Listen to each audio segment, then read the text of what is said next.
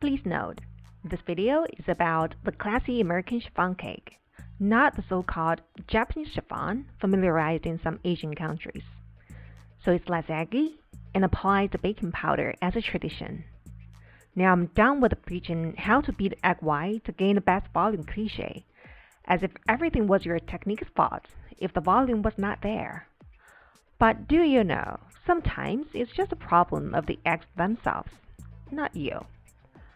I'll address the problem along the way, but let's first go through the ingredients as usual.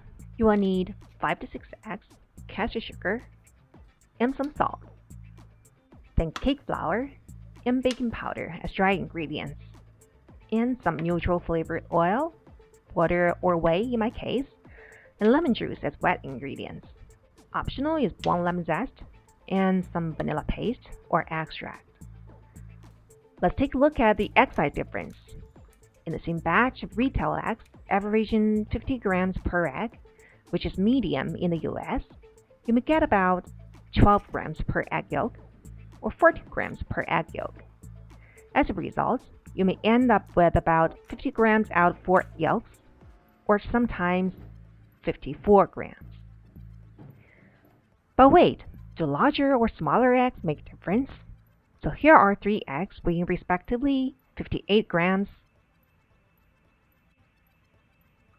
50.3 grams, and 45.8 grams. If the scale was calibrated to start off, the yolks weigh respectively 14.1 grams, 14 grams, and 13.3 grams. Shockingly close, aren't they?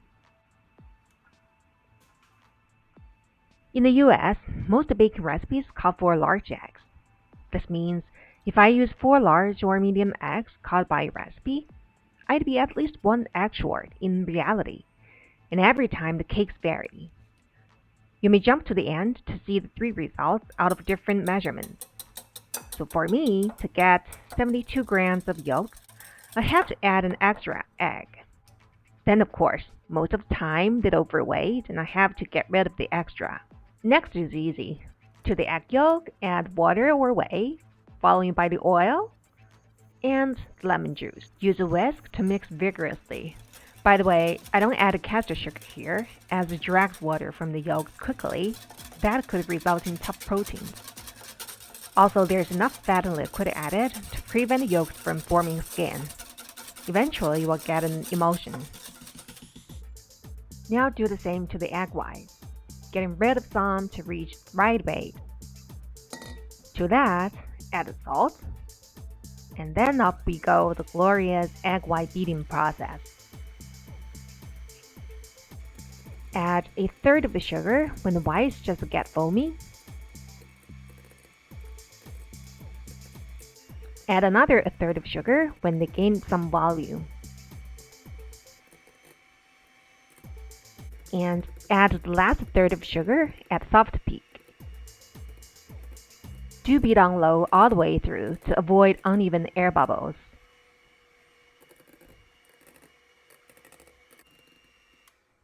After the medium peak stage, stop the mixture and check regularly. If the hooks in the bowl as well as on the balloon whisk stand firmly on the base, while the tips are still soft to bend a bit, stop right there. Add a baking powder to the flour. Mix thoroughly. Sift 1/3 to the yolk mixture.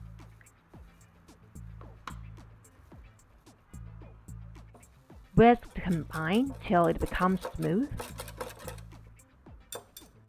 Then sifting another 1/3. And whisk to combine again. The mixture starts to get thick.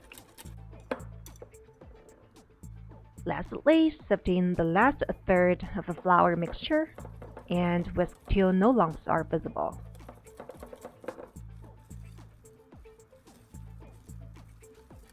Some people may concern the form of gluten over such whisking method.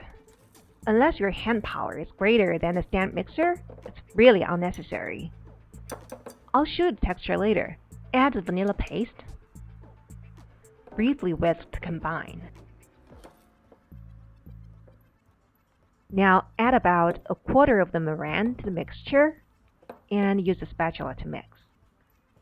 It appears difficult to fold in the meringue in the beginning, but be patient. For some stubborn, big, or extremely small lumps, feel free to use a spatula to flatten them a bit, and then keep folding. You won't lose the precious air bubbles. Not a lot. The key is to be gentle. And then add half of the meringue and use the folding technique to mix. Same as before, fold, flatten, and be gentle.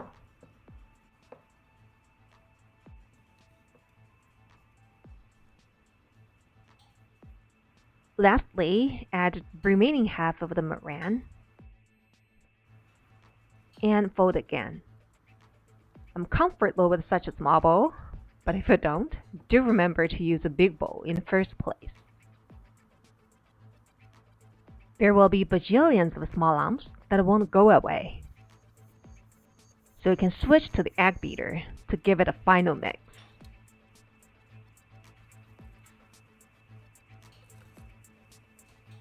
But remember to be gentle here.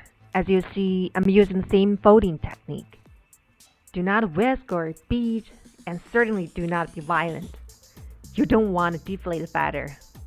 The mixture will soon become very smooth. Oh, don't skip the lemon zest if I may suggest. The small amount goes a long way. Evenly divide the batter into 2 cake pans. Feel free to use one 8-inch. I use 2 6-inches because all my 8 inches are non-stick, which are not suitable for chiffon cake. Immediately after that, tap the cake pans against the counter a few times to get rid of the big air bubbles.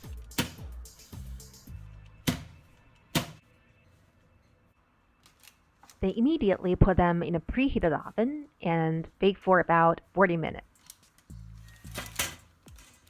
Tap the cake pans against the counter a couple of times after baking to prevent fast shrinking. Invert the cake pan immediately afterward to cool it down. Remember the extra egg yolk? It goes no waste.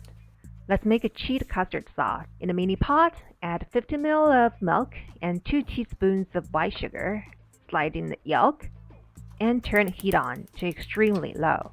Use a whisk to break up the yolk, and from now on, keep beating vigorously and non-stop. Feel free to remove from the heat once in a while, or take the pot high above the heat while still mixing. When the sugar is melted and the mixture becomes thick, turn the heat off. Add 1 tablespoon of cold butter and mix well.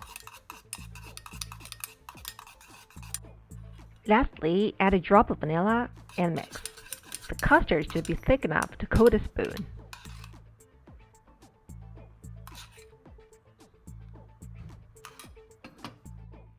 Pass it through a sieve, cover with a plastic wrap like shown. Let it cool at room temperature, and then chill in the refrigerator. After about an hour, the cakes have cooled down and you can invert them again. Obviously, I lost some beautiful skin to the rag, but the cake is supposed to be eaten upside down, so no biggie. Use an unmolding tool or a knife to go around the sides to unmold the cake. But that's not the point. The point is, look at the top. No shrink, no wrinkles, uniform color, beautifully browned and minimally domed. Almost perfect, isn't it? Okay, that's enough. Now you invert the pan. Give it a tap. And sides will go loose easily. Then unmold the bottom, or rather in this case, the top now. My slicing sucks, but finally I got a nicer cut to show you the texture. Look how tall the cake is. The air pockets are beautifully even.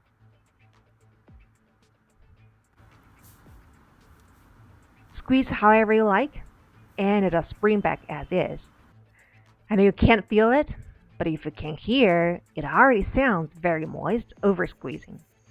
Oh, I also cut some thin slices for you to look even closer. See, even air pockets. Beautiful, aren't they? For those concerned about gluten overform, take a look at this. It tears easily without any hesitation. This is a sign of very limited gluten.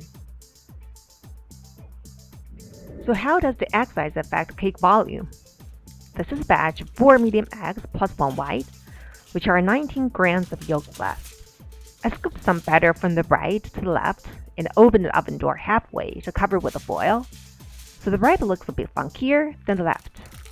It certainly has volume, but the texture is still great. I think it's a touch less spongier, but a touch more moist than the standard one. This is another batch of 4 medium eggs plus 1 white, which are 22 grams of yolks less. They have no wrinkles on top, but I have already pulled away from the sides. Again, the texture is still wonderful, and actually quite similar to the previous one. Tender and moist. See the difference? The bottom one, which uses the standard eggs, is obviously much taller. The other two are almost the same. They all taste awesome, but the biggest difference, if I have to say, is the first two are closer to the traditional chiffon by egg ratio, and the standard one is in between the American and the so-called Japanese chiffon. So large eggs or medium eggs, they certainly shift the texture a bit, but you won't have a bad chiffon. It depends on how you eat it and what you eat with it. So relax and chill and just enjoy.